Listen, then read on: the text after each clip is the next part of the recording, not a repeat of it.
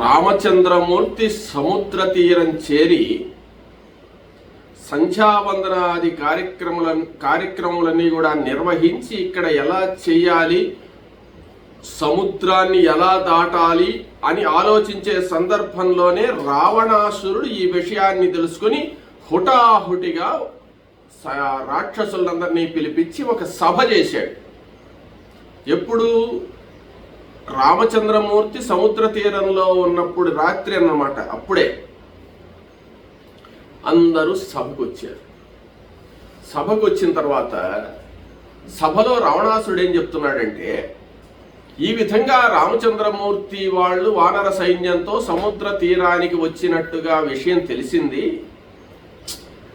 వాళ్ళు ఏం మనవలు చేయలేరు అనుకోండి, కానీ మనం ఇప్పుడు అప్రమత్తంగా ఉండాలి కదా, ఏం చేస్తాము అని చెప్పి అడిగాడు. హుటాహుటిగా ఉన్నట్టుండి అత్యవసర సమావేశం జరిగిందనమాట. అప్పటికప్పుడే ఆ సమావేశంలో వీళ్ళు ఏమంటున్నారంటే, కొరవ రాక్షసులు, ఎందుకు మహారాజా రాక్షసోత్తమ, ఇంద్రజిత్తు ఒక్కడు చాలు, ఇంద్రజిత్తు ఒక్కడు వాళ్ళందరినీ సంహరించేస్తాడు అని చెప్పి అన్నారు. ఇంద్రజిత్ ఏం మాట్లాడలే. అప్పుడు ప్రహస్తుడు ఏమన్నాడంటే, ప్రధానమంత్రి అన్నమాట, ఆయన ప్రధానమంత్రి సర్వసైన్యాధ్యక్షుడు, రావణ ఎందుకు ఇంత గాబరా పడతావు, ఏం చేస్తారు, ఆ రోజు ఒక్క వానరుడు వచ్చి మన యొక్క అశోకవనాన్ని ధ్వంసం చేసి లంకా నగరాన్నంతా కూడా కాల్చి వేస్తే మనం ఏం చేయలేకపోయినాం కదా అని నువ్వు అనుకుంటున్నావేమో. మనం ఆ రోజు అప్రమత్తంగా లేవు, ఏందులే కోతి మనమేమి ఏం చేస్తుంది అన్నట్టు ఉండాం. మనం నిస్సారంగా ఉన్నందువల్ల ఆయన విజృంభించి చేయగలిశాడు. అదే మనం కానీ అప్రమత్తతో కానీ ఉంటే వానరుడు మన వల్ల ఏం చేస్తాడు. కాబట్టి మీరేం భయపడాల్సినటువంటి అవసరం లేదు, నాకు అనుజ్ఞ ఇవ్వండి, నేను ఇప్పుడే బయలుదేరి వెళ్ళి ఆ వానర సైన్యాన్ని రామలక్ష్మణుని అందరినీ కూడా సంహరించేసి వస్తాను, మీరు ప్రశాంతంగా నిద్రపోవచ్చు అని చెప్పాడు. ఇంతలో మీ దాకా ఎందుకులే అన్నాడు దుర్ముఖుడు అనేటువంటి ఆయన. దుర్ముఖుడు లేచి, నాకు ఆజ్ఞ ఇవ్వండి, ప్రహస్తుల వారి దాకా బల్లేదు, నేను చంపేసి వస్తాను అందరిని అని చెప్పి అన్నాడు. వాళ్ళిద్దరూ ఆ మాట అన్నపాట వజ్రదంష్టుడు అని ఆయన లేచాడు. వజ్రదంష్టుడి చేతిలో పెద్ద పరిఘ అంటే ముళ్ళ గద ఒకటి ఉందన్నమాట. ఆ గదను పట్టుకొని ఆయన అంటున్నాడు, హనుమంతుడితో ఏం పని మనకు, హనుమంతుడు వచ్చి అశోకవనం నాశనం చేశాడు, లంకను దహనం చేశాడనే విషయాన్నే పక్కన పెట్టండి, అసలు ఆ హనుమంతుడిని పంపించింది రాముడు కదా, ఆ రాముణ్ణి లక్ష్మణుణ్ణి చంపేసేయాలా, వాళ్ళని చంపాలంటే మనం యుద్ధానికి పోవాల్సిన అవసరంలే, ఏమీ లే. నేను ఒక చిన్న ఆలోచన చెప్తా, ఏమిటంటే ఎటువంటి ఆలోచనలు వస్తాయో చూడండి. మంత్రాంగంలో ఒక 50 మందిని మన రాక్షసుల్ని మనుష్య రూపాలు ధరించమనండి. మనుష్య రూపాలు ధరించి వాళ్ళ అరణ్యంలోకి వెళ్ళిపోయి మలయ పర్వత సహ్య పర్వతాల దగ్గర నుంచి బయలుదేరి రాముల వారి ఉండే దగ్గరికి రావాలి. వచ్చిన తర్వాత ఏం చెప్తారు, ఎవరో వీళ్ళు మానవులు ఉన్నట్టున్నారని చెప్పి, ఎవరినైనా ఏంది అని చెప్పి అడుగుతారు. వాళ్ళు, నన్ను భరతుడు పంపించాడు, మీకు ఇక్కడ రామరావణ యుద్ధం జరగబోతుందనే విషయం మాకు తెలిసింది అయోధ్యకు, భరతుడు మమ్మల్ని ముందు జాగ్రత్తగా మమ్మల్ని పంపించాడు, ఒక 50 మందిని. వెనక వస్తున్నాడు భరతుడు, సైన్యాన్ని తీసుకొని వెనక బయలుదేరి వస్తున్నాడు. వాళ్ళందరూ సిద్ధం అవ్వడానికి కొంచెం ఆలస్యమైంది. కాబట్టి మా అన్నగారైనటువంటి రాముడితో ఏంది, రావణాసురుడు యుద్ధం చేసేది ఏంది, మేమంతా చేతకాని వాళ్ళమా అని చెప్పి భరతుడు క్రోధ తామ్రాక్షుడైపోయి ససైన్యంగా వస్తున్నాడు. రామ, ముందుగా మీకు చెప్పడానికి మమ్మల్ని పంపించాడు దూతలుగా అని చెప్పి ఈ మనుష్యులు చెప్తారు. చెప్పిన తర్వాతనే అందరూ మనుష్య రూపాలు ధరించినటువంటి మన సైన్యం అంతా కూడా రథాలు, గుర్రాలు, ఏనుగుల మీద అలా మలయ పర్వతం దగ్గర నుంచి వెనక నుంచి, అంటే వాళ్ళ వెనక వైపు నుంచి కదా రావాలి, వెళ్ళి అందరూ సైన్యం వెళ్ళిపోతాం.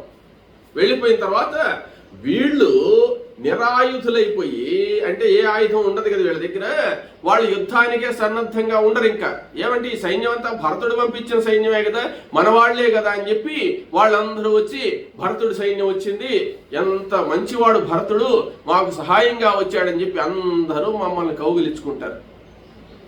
కౌగిలించుకున్నప్పుడు వాడు మెడకాయ నరికేస్తాం మేము. వాళ్ళందరూ మమ్మల్ని ప్రేమతో చూస్తారు, శత్రుత్వంగా చూడరు. వాళ్ళు యుద్ధానికి సిద్ధం కానప్పుడు, ఎంతో అభిమానంగా చూస్తుండేటప్పుడు వాళ్ళందరినీ మేము తేలిగ్గా చంపేస్తాము. 1 గంట లోపల ఒక్కరు కూడా ఉండరు, అందరూ చచ్చిపోతారు. నువ్వు ప్రశాంతంగా హాయిగా ఉండొచ్చు. ఎందుకు రావడా ఇంత ఆలోచిస్తావు అని చెప్పి ఈ దుర్ముఖుడు చెప్పాడు. దుర్ముఖుడు చెప్తే అప్పుడు నికుంభుడు లేచాడు అనమాట. నికుంభుడు అంటే కుంభకర్ణుడి కొడుకు. అప్పుడు చెప్తున్నాడు, పెదనాన్న ఇంత ఆలోచనలు, ఇంత సమావేశాలు ఇవన్నీ అవసరమా? మీరు హాయిగా నిద్రపోండి, నేను పోయి వాళ్ళని చంపేసి వస్తా. నా కళైన వరకు తినేసి వస్తా వాళ్ళని. ఎందుకు మనకు ఆహారం? వాళ్ళు మనం నరమాంస భక్షకులు, మన రాక్షసులమి. నరులను చూసి భయపడేది ఏంది? నేను చూసుకొని వస్తాలే వాళ్ళ సంగతి, మీరు పండుకోండి, ప్రశాంతంగా నిద్రపోండి. ఈ సమయంలో, ఈ నిశా సమయంలో ఈ యొక్క అందరినీ పిలిపించి మాట్లాడాల్సిన అవసరం ఏమో, నేను ఉన్నాను కదా అని చెప్పి నికుంభుడు చెప్పాడు. అప్పుడు నికుంభుడు మాట్లాడుతుంటే వజ్రహనుడు అని ఒక ఆయన ఉన్నాడు. ఆయన నాలిక చప్పరిస్తున్నాడు. మహారాజా రావణ, చాలా రోజులైంది నేను నరమాంసం తిని. నాకు వాళ్ళందరినీ చూస్తుంటే చప్పరిచేయాలనిపిస్తుంది. కాబట్టి నేను వాళ్ళతో యుద్ధం చేసి అందరి రక్తాన్ని చప్పరించి హాయిగా తనివి తీరా తాగేసి వస్తాను, మీరు ప్రశాంతంగా ఉండండి అన్నాడు. అప్పుడు వాళ్ళు ఒక్కొక్కరు ఒక్కొక్క విధంగా చెప్తూ ఉంటే నికుంభుడు, రభసుడు, సూర్యశత్రుడు, సుప్తఘ్నుడు, యజ్ఞవహుడు, మహాపార్షుడు, మహోదరుడు, ఇంద్రజిత్తు మొదలైనటువంటి వాళ్ళందరూ కూడా మాకు అవకాశం ఇవ్వండి, మేము పోయి సంహరించేసి వస్తాము అని చెప్పి యుద్ధ సన్నద్ధులై అందరూ ఉత్సాహంగా ఉరకలు వేస్తూ ఆయుధాలు తీసుకొని సిద్ధం అవుతున్నారు. అప్పుడు విభీషణుడు లేచాడు. విభీషణుడు లేచి, అన్న ఏమిటి నువ్వు ఆలోచించేది? ఏ కార్యం చెయ్యాలన్నా కానీ సామభేద దాన దండోపాయాలని ఉన్నాయి. ఈ సామభేద దాన దండోపాయాల్లో మొట్టమొదట సామం మంచిగా చెప్పి చూడాలి, తర్వాత భేదాన్ని కల్పించాలి, తర్వాత రాజ్యాది ఆశ చూపించాలి. అది కుదరకపోతే అప్పుడు దండం, యుద్ధం చేయాలి. యుద్ధం అనేది మొట్టమొదటే ప్రకటించకూడదు. అసలు వాళ్ళ యొక్క బలం ఎంత ఉందో, ఏ ధైర్యంతో వాళ్ళు యుద్ధానికి వస్తున్నారో, మన లంకా నగరాన్ని, మన పరాక్రమాన్ని అంతా తెలిసి కూడా వాళ్ళు యుద్ధ సన్నద్ధులవుతున్నారంటే వాళ్ళ వెనకుండేటువంటి బలం ఏమిటి అనేది మనం ఆలోచించాలి కొంత. అదీగాక శత్రు బలాబలాలు తెలుసుకోకుండా మనం యుద్ధం చేయకూడదు. ఒక విధంగా ఆలోచిస్తే వాళ్ళు మనకు శత్రువులు ఎందుకు అవుతారు? అసలు విభీషణుడు చెప్తున్నాడు, మన కరదూషణాదులను సంహరించేశాడు కదా, శూర్పణకు ముక్కు చెవులు కోశారు కదా, కాబట్టి మనకు శత్రువులని అంటావేమో. శూర్పణక వాళ్ళ దగ్గరికి వెళ్ళింది కానీ వాళ్ళు శూర్పణక దగ్గరికి రాలేదు. తర్వాత కరదూషణాదులు కూడా వాళ్ళ మీదకి యుద్ధం అని పోయినారే కానీ వాళ్ళు కరదూషణాదుల మీదకి రాలేదు కదా. కాబట్టి తప్పు మన వాళ్ళదే కదా. మన వాళ్ళు యుద్ధానికి పోయినప్పుడు వాళ్ళు ప్రాణరక్షణార్థంగా యుద్ధం చేశారు, యుద్ధంలో వీళ్ళు ఓడిపోయినారు. కాబట్టి యుద్ధాన్ని ప్రకటించింది మనమే కదా. వాళ్ళు మనకేం అపకారం చేశారు? వాళ్ళు మనకేం అపకారం చేయకుండా వాళ్ళకి అపకారం చేయడానికి తలపెట్టింది మనమే. కాబట్టి ఒక్కసారి ఆలోచించు, మనం చేసింది ఏమన్నా ధర్మంగా ఉందా? అదేవిధంగా ఏకాంతంగా రాముడు లేనప్పుడు సీతను ఎత్తుకోరావడం తప్పు కదా. ఆ సీత మీద వ్యామోహం పెంచుకోవడం తప్పు కదా. అదేవిధంగా అందరూ క్షేమంగా ఉండాలంటే ఒక్క పని చేయండి, మీరు యుద్ధం చేయబల్లే రాముడి మీదకి పోయి యుద్ధ పరంపరలంతా చేసి ఏదేదో మోసాలు చేయాల్సిన అవసరం లేదు. మీరు సీతను రాముడికి అప్పగిస్తే యుద్ధం అనేటువంటిది ఉండదు. ఒకవేళ నువ్వు అప్పగించినా అప్పగించకపోయినా ఇప్పుడు యుద్ధం చేయడం మంచిది కాదు. ఒక్కసారి నువ్వు కూడా అన్ని విషయాలు తెలిసిన వాడివి కదా, ఆలోచించు. యుద్ధ ప్రయత్నం మానేసి సంధి ప్రయత్నానికి కొంచెం ఆలోచిస్తే బాగుంటుందన్న అభిప్రాయము. కాబట్టి దానివల్ల ఏమవుతుందంటే మన శత్రు సైన్యాలు మరణించరు, లంకానగరం ధ్వంసం కాదు, ఏదో సమస్య పరిష్కారం అయ్యే మార్గంగా పోతే బాగుంటుంది కదా, ఒకసారి ఆలోచించు అనేటువంటి రావణాసుడికి ఒక్కరో ఆలోచన వచ్చింది. విభీషణుడు చెప్పేది కూడా ఒక్కరో నిజమే కదా అనిపించింది. ఆయన తెలివిగల్లోడు, ఏం అమాయకుడేం కాదు. కానీ సమయం రాత్రి 12 అయిపోతుంది. అప్పుడు ఏం చెప్పాడంటే, ఇక ఈ సభ ఇక్కడికి ముగిస్తున్నాను, మీరందరూ పోయి విశ్రాంతి తీసుకోండి, రేపు కలుసుకుందాం మళ్ళీ అని సభను ముగిచ్చేశాడు.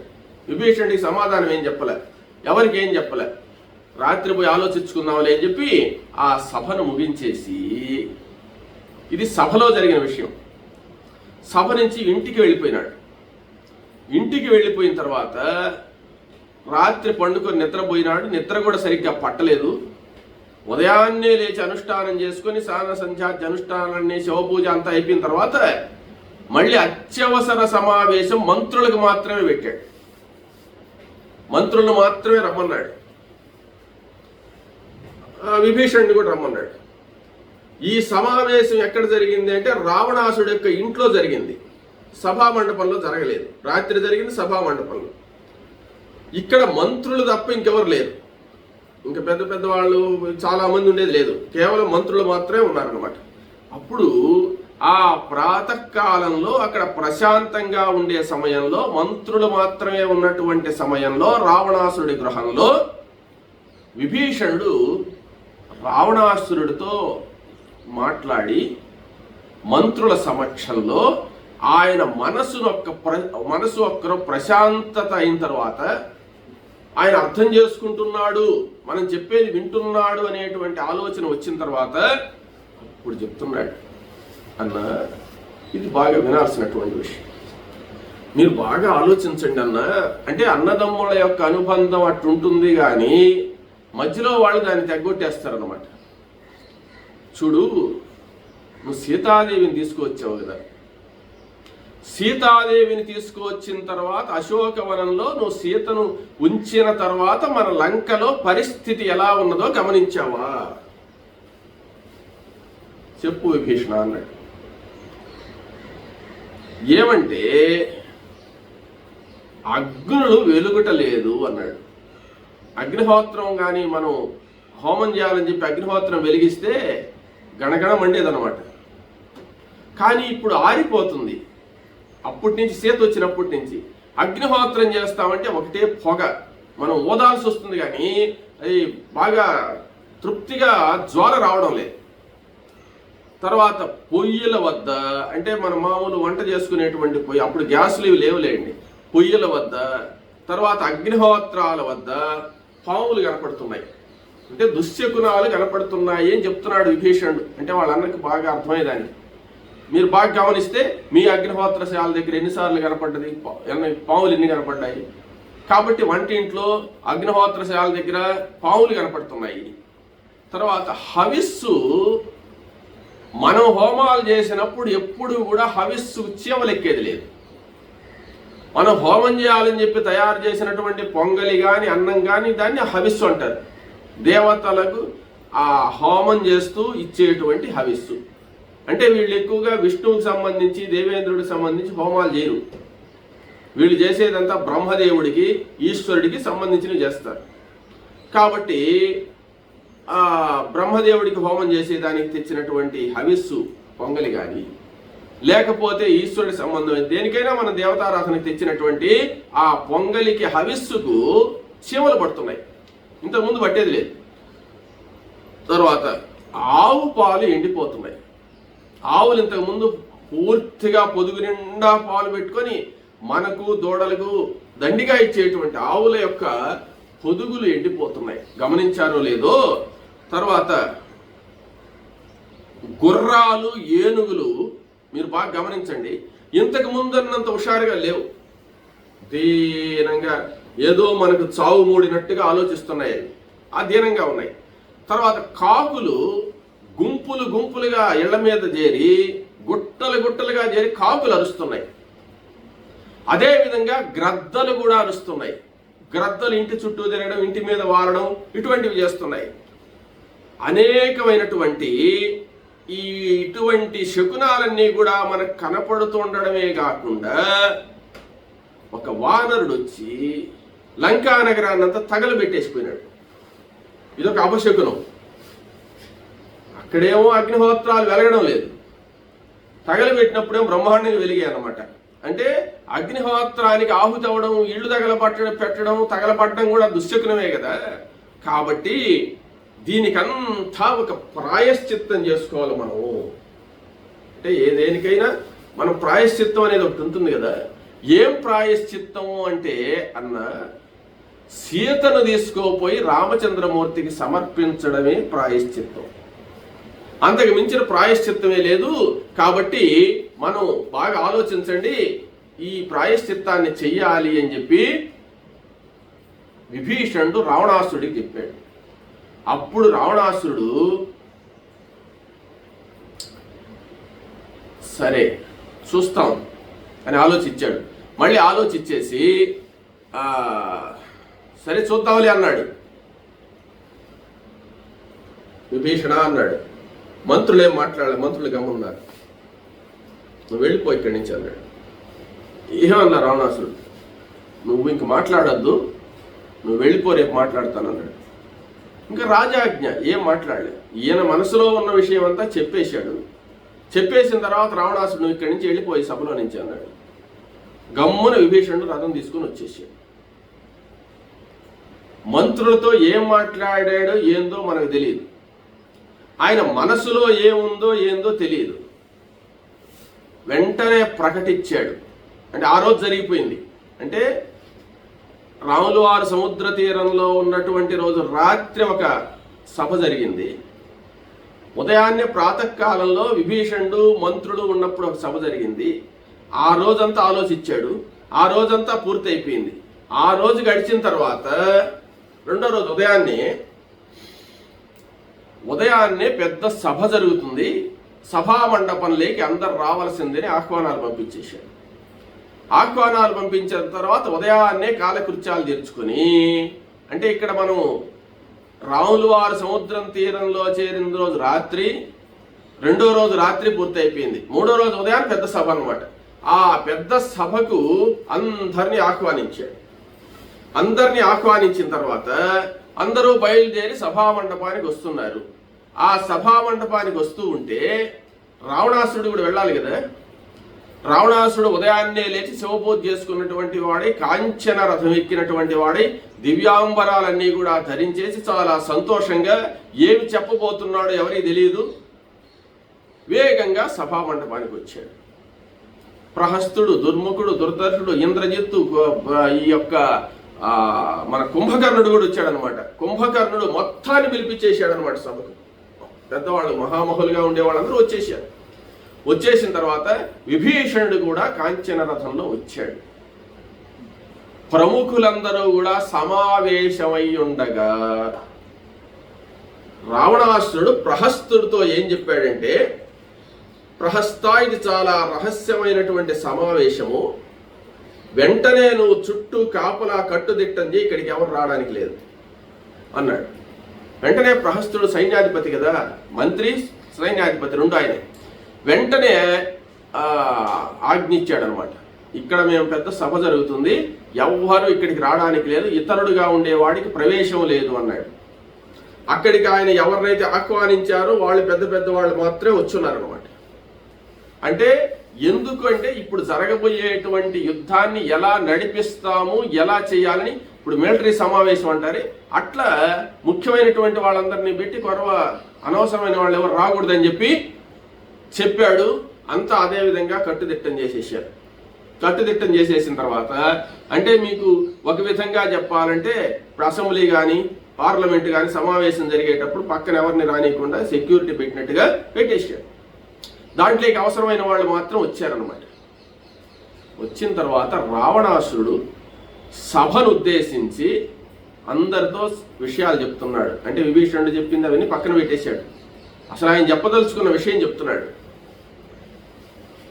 సభికులారా, ఎందుకు మిమ్మల్ని అందరినీ సమావేశపరిచానంటే నా మనసులో ఉండేటువంటి విషయాన్ని చెప్తున్నాను వినండి. అయోధ్య నగరాన్ని పరిపాలించేటువంటి దశరథ మహారాజు యొక్క కుమారుడు రాముడు, మిథిలా నగరాన్ని పరిపాలించే జనక మహారాజు యొక్క కుమార్తె జానకి కొన్ని కారణాల వల్ల వాళ్ళు అరణ్యవాసం చేయాల్సి వచ్చింది.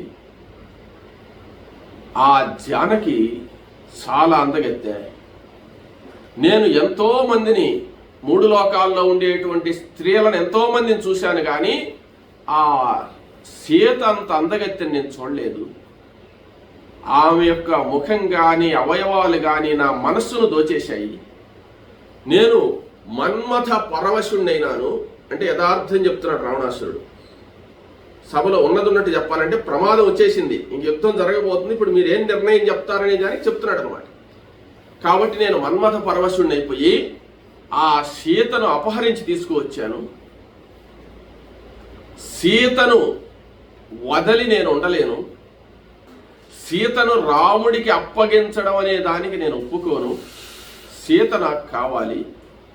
త్రిలోకాలను పరిపాలించేటువంటి, త్రిలోకాలను జయించినటువంటి నాకు త్రిలోకాల్లో అందరికంటే అందగత్తైనటువంటి ఆ స్త్రీ నా స్వాధీనంలో ఉండాలనే కోరిక. కాబట్టి నాకు అత్యంతమైనటువంటి మన్మథావేశంతో ఉన్నాను ఆ సీత యందు. ఇప్పుడు ఆ సీతను అన్వేషించడానికిగా హనుమంతుణ్ణి రాముడు పంపించాడు. రాముడు అశోకవనాన్ని ధ్వంసం చేసి మన లంకా నగరాన్ని దహించి మరలా వెళ్ళాడు. అది మీకందరికీ తెలిసిన విషయమే. ఇప్పుడు ఆ రాముడు ససైన్యంగా వానర సైన్యంతో వచ్చి సముద్రానికి ఉత్తర తీరంలో సిద్ధంగా ఉన్నాడు.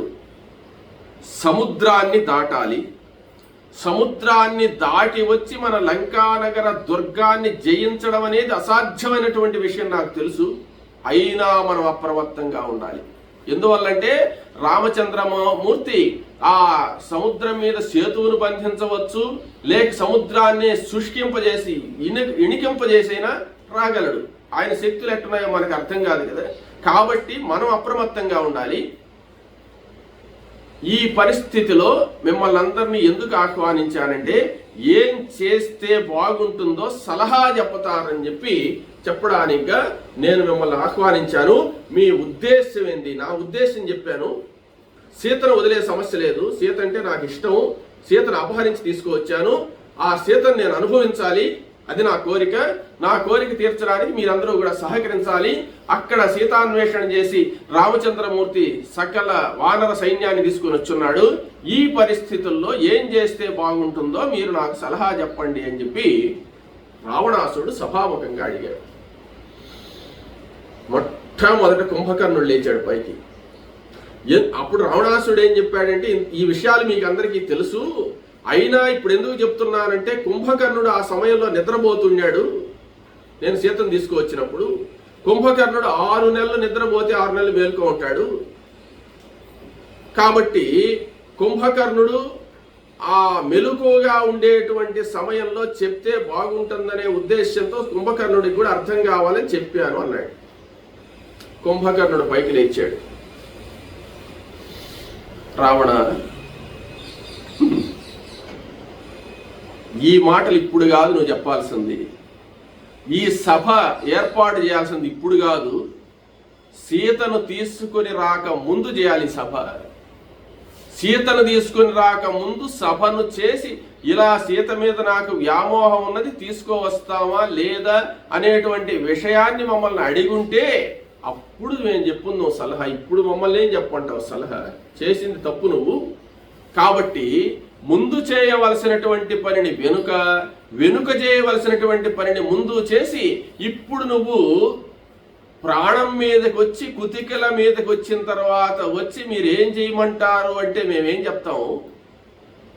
నువ్వు చేసినది శుద్ధ తప్పు, ఇంతకంటే నేనేం చెప్పను. నువ్వు చేసింది మంచి పని కాదు, కానీ నిన్ను ఎదిరించి నీకు ఎదురు చెప్పేటువంటి సాహసం నేను చేయను. ఇంకా చేయాల్సినటువంటి ఆలోచన ఏం లేదు, వాళ్ళని సంహరించడమేను. యుద్ధానికి వచ్చిన వాళ్ళని నువ్వేం చేస్తావు? సంహరించడమే. నువ్వేం చెప్పావు? సీతను నేను వదిలిపెట్టను, వాళ్ళకి ఇవ్వను అని చెప్పేశావు. నువ్వు ఇవ్వను అని చెప్పిన పాటు వాళ్ళు యుద్ధమే చేస్తారు కానీ సంధి ఎట్ట చేసుకుంటారు? వాళ్లకు కావలసినటువంటి వస్తువు నువ్వు ఇవ్వనని చెప్పావు కాబట్టి ఇక యుద్ధమే జరుగుతుంది. యుద్ధం జరిగినప్పుడు నీ పరిపాలనలో మేమున్నాం కాబట్టి నీ సహాయం చేయకుండా ఉండకూడదు కాబట్టి నా శాయశక్తులా నేను యుద్ధం చేసి రామ లక్ష్మణులను సంహరించి ఆ సైన్యాన్నంతా భక్షించేస్తాను, నువ్వు ప్రశాంతంగా మద్యపానం చేసి నిద్రపో అని చెప్పి కుంభకర్ణుడు చెప్పాడు. తర్వాత కుంభకర్ణుడు ఆ మాట చెప్పిన తర్వాత ఇంకా ప్రహస్తుడు తర్వాత మిగిలినటువంటి వాళ్ళందరూ కూడా అదే విధంగా చెప్పారు. అప్పుడు వాళ్ళందరి మాటలు అలా ఉంటే ఇంద్రజిత్ అనేటువంటి ఆయన లేచాడు అనమాట. ఇంద్రజిత్ అనేటువంటి ఆయన లేచి చెప్తున్నాడు. ఇంద్రజిత్ అంటే రావణాసుడి కొడుకు. తండ్రి, నువ్వేంది భయపడేది? వాళ్ళని చూసి ఇంత భయంతో నువ్వేందయ్యా ఈ సభ పెట్టడం? నేనొక్కడిని వాళ్ళని ధ్వంసం చేసేస్తాను. మా చిన్నాయన కూడా కుంభకర్ణుడు అదే మాట చెప్పాడు, నేను కూడా అదే చెప్తున్నాను, వాళ్ళని సంహరించడమే, ఇంకేం ఆలోచించాల్సిన పని లేదని చెప్పి ఇంద్రజిత్తు కూడా తామరాక్షుడు అయిపోయి చెప్తూ ఉంటే అప్పుడు విభీషణుడు, ఇంద్రజిత్ నువ్వు మాట్లాడదు, నువ్వు అసలు ఈ సభకు రావడానికి అర్హుడివి కాదు, నువ్వు పసివాడివి, నీకే విషయాలు తెలియదు, నువ్వు ఈ సభలో మాట్లాడకూడదు. వీళ్ళు పెద్దవాళ్ళు మాట్లాడేటువంటి సభ ఇది, పెద్దవాళ్ళం మాట్లాడి నిర్ణయం తీసుకుంటాము, నువ్వు చాలా పసివాడివి, నువ్వు ఈ విధంగా అందరూ పెద్దవాళ్ళు ఉన్నప్పుడు లేచి మాట్లాడడం అనేటువంటి దానికి తగిన ఫలితం ఏంటంటే నువ్వు వధ్యుడివి, నిన్ను చంపేయచ్చు, అసలు ముందు నువ్వు మాట్లాడకూడదు, ఇదేనా నీకు తెలిసిన ధర్మం అని చెప్పి ఇంద్రజిత్తును కసిరాడు. ఇంద్రజిత్తును బాగా కసిరి అప్పుడు ఆ విభీషణుడు అన్న, ఎవరు ఎన్నన్నా చెప్పని, ఏ విధంగా ఎవరు చెప్పినా ఇది మంచి విషయం అయితే కాదు, ఇప్పటికైనా మునిగిపోయింది లేదు, నువ్వు సీతను రాముడికి సమర్పించేసి సీత వద్దకు వెళ్ళి సీతను తీసుకెళ్లి రాముడికి సమర్పించి శరణు వేడు రాముణ్ణి, లంకానగరం బాగుపడుతుంది, ఎవరికి ప్రాణహాని ఉండదు, ఎట్లా చేసినా రాముణ్ణి జయించడం కష్టము అన్నారు. మన లంక క్షేమం కోరి, మీ క్షేమం కోరి, మా క్షేమం కోరి నేను చెప్తున్నాను, నేను చాలా ఆలోచించే చెప్తున్నాను. ఈ ప్రహస్తుడు మొదలైనటువంటి వాళ్ళందరూ కూడా నీకు చెప్పేటువంటి మాటలు నీ నాశనం కోరే చెప్తున్నారు.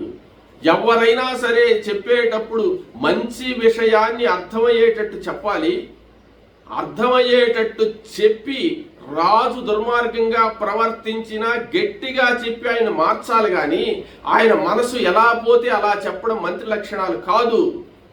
కాబట్టి వీళ్ళు చెప్పేటువంటి మాటలు కాదు, నా మాట వినని చెప్పి విభీషణుడు చెప్పాడు.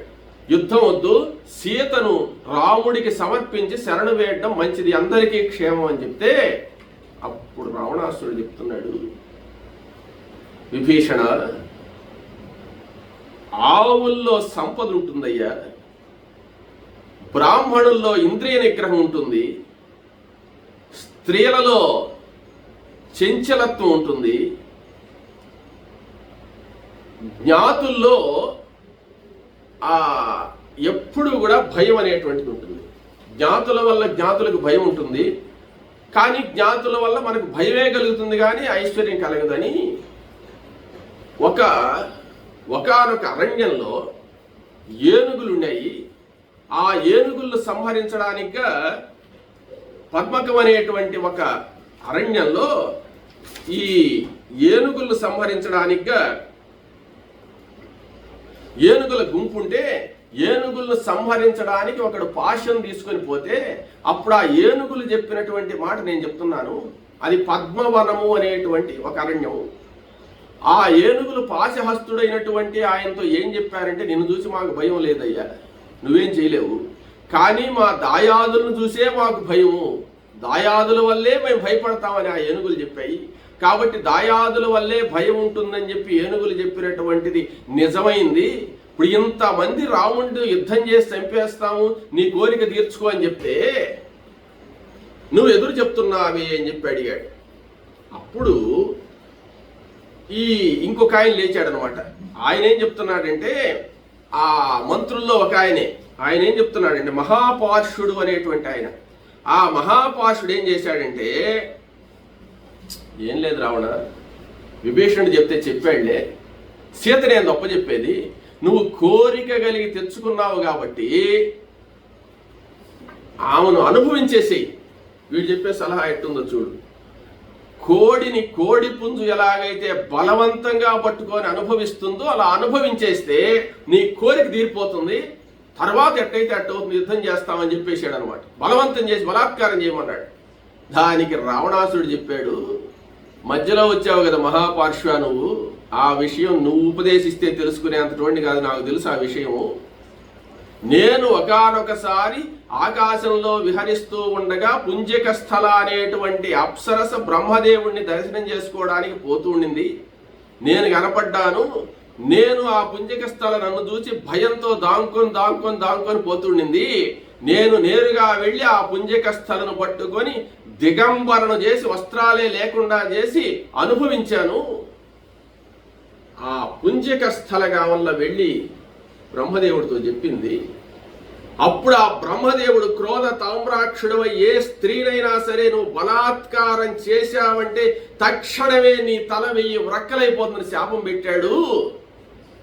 అందువల్ల సీతను నేను బలాత్కారం చేయలేదు మహాపార్శ్వ, నీ చేత చెప్పించుకునేంతటువంటి కాదు నేను, నాకు తెలుసు ఆ విషయాలని నేను, అందువల్ల నేను బలాత్కారం చేయలేదు, చేస్తే నాకే ఇబ్బంది అని చెప్పాడు.